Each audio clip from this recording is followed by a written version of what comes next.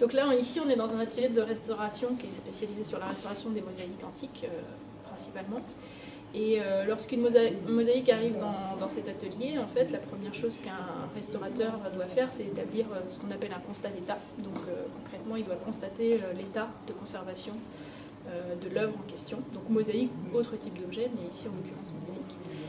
Et donc en observant, en faisant des observations fines de l'intégralité de l'œuvre en présence, donc ses matériaux, sa surface, son revers, dans le cas d'une mosaïque, etc.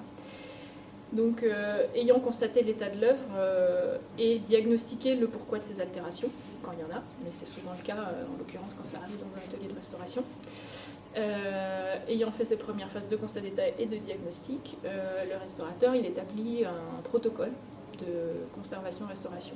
Donc il va déterminer ce qui est important pour l'œuvre, pour sa conservation d'abord, évidemment, pour la conservation de ses matériaux et de son intégrité, et ensuite pour sa mise en valeur.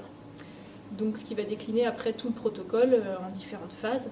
Donc, dans les travaux de restauration qui sont menés ici, on est souvent sur deux phases de travail principales, en tout cas dans le protocole. C'est-à-dire que dans un premier temps, on va beaucoup travailler sur ce qui est d'ordre structurel pour une mosaïque, donc en travaillant sur son support, et souvent la mise en place d'un nouveau support pour cette mosaïque.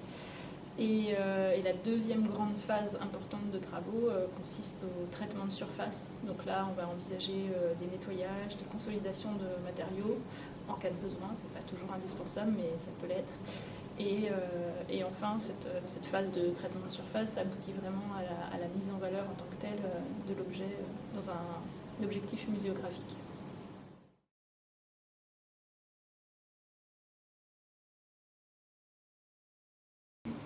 Les qualités qu'il faut avoir, c'est beaucoup d'attention. Surtout être patient en fait. Ouais. Je dirais c'est la patience parce que quand on restaure, on démarre un objet, il faut compter entre 3 et 1 an de restauration. Donc il faut vraiment être patient.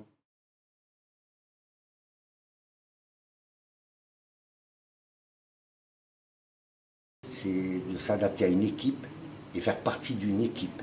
Donc il faut avoir une mentalité spéciale, ça c'est l'inconvénient. Après c'est des grands panneaux, c'est très physique, donc c'est lourd, on ne va pas travailler seul.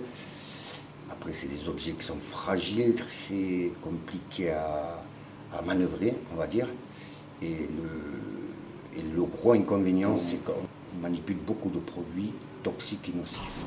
Donc on a des équipements spéciaux, c'est vrai qu'on est très bien outillé, très bien équipé, mais reste que quand même c'est des produits assez dangereux.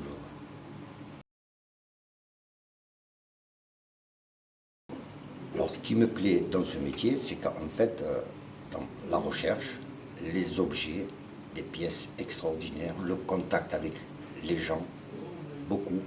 Donc nous on est confronté beaucoup avec des missions à l'étranger, au niveau national, donc c'est le contact qui est très important. Et ça c'est le bon côté des missions et de ce métier. La recherche entre autres, c'est qu'on acquis un savoir avec beaucoup d'expérience et c'est vrai que si on n'aurait pas fait ça, on n'aurait pas eu toutes ces belles aventures.